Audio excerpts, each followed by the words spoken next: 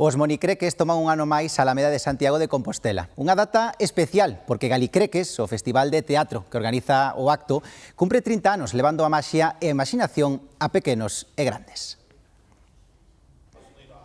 A ilusión e a maxia da representación volve un ano máis a Santiago de Compostela a través de Galicreques, o festival de teatro de bonecos que conta co público máis exixente do mundo. Parecenos moi interesante para traer os nenos o domingo pola mañá que non estén todo o día vendo videoxogos ou a televisión. Moi ben, gústalles, por ahora dalles medo que son un pouco pequenos, pero pásano ben.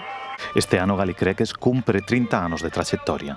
Temos a vos, ¿no?, que viñeron cos seus fillos e agora traen os netos, ¿no? o rapaces e rapazas que acudiron aquí ao Festival de Pequenos e agora veñen cos seus fillos.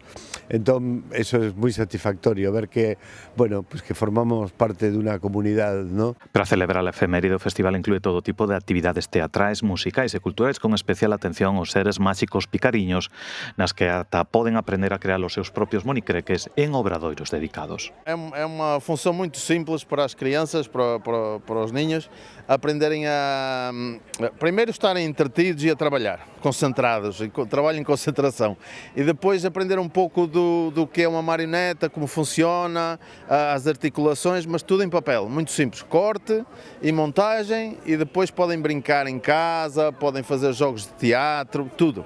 Un festival no que a maxia e a fantasía poden aparecer en calquera momento. As actividades culturais tamén forman parte de Galicreques, que hoxe dedicou a súa programación a Portugal. Pero a ilusión non remata hoxe porque o festival seguirá dando vida aos monicreques con funcións toda a semana.